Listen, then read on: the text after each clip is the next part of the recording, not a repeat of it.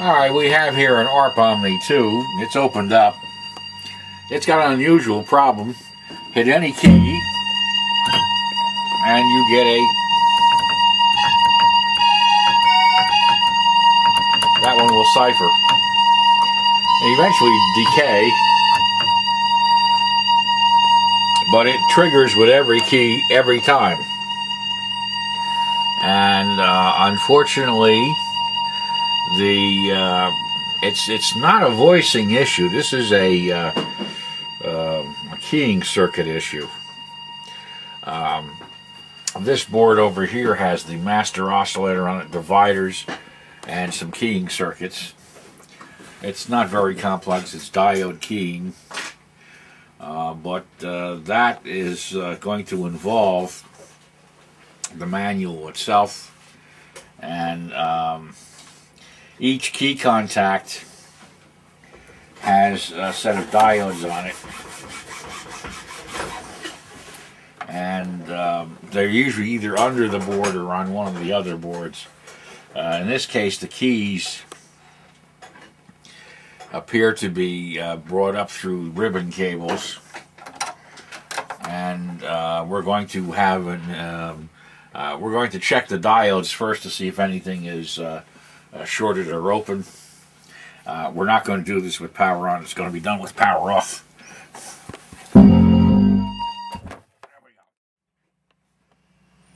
Alright, we troubleshoot this in steps by removing some of the connectors to the keyboard itself, trying to find out whether or not something happens when something else doesn't. We narrowed it down to C57, which was right here. It's a capacitor used for sustain, and the problem was it would sustain for like 30 seconds or so. We have some other issues with the unit. For example, key 8 here does not run, and we had a couple others that had some clicking noises in them. But this is the viola at the present time. It appears that we may have other parts bad in addition to this, but we're going to have to troubleshoot them one at a time. We want to know why number 8 doesn't work at all. And I can hear it very faintly, but it's nowhere near the volume that it should be. And that tells me that a keying circuit may not be running right. And it does key on the bass, but it doesn't key on the viola, which would tend to make it one of the ones out there on that board, because that's the lower keying circuits. This one's the first 20, and this is the 21 through 49. This was key number 35 that had the problem right there. And the problem in these switching circuits is that they can make the voicing circuit go crazy, and when it does, you think that you're going to have to tear out the entire board, but it may just be a minor problem. We're going to be checking some of these resistor packs. The ones I just pointed to are 470 ohms from one side of the pack to the other. The problem is that when they get old, they open up. And for that reason, people don't want to use them in some cases. But the reason that they were used is they were compact. You could not fit 8 or 10 resistors in that little space. And that was the reason why they did use them.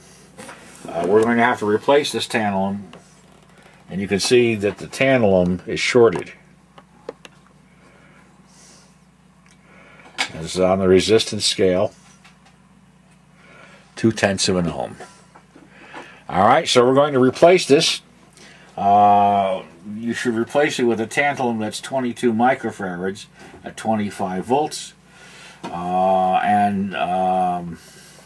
Naturally, we're going to have to remove this board to get to the solder on the other side. We removed it. We removed the capacitor on this side the way that it was. We wound up lifting a part of a run. It's no big deal. It was just a circle pad. The other resistor packs are going to be questioned also. As I said, they open up when they get old, and this thing is definitely on the old side. So we're going to check out the other keys and let you know what that turns out to be. Alrighty. We traced the problem to a chip out here, which we removed. We're waiting for it to come in. And not only does key 8 work, the viola is fine now.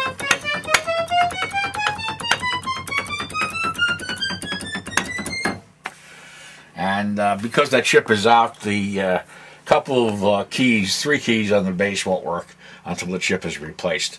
But that appears to be a mutual problem between the two issues.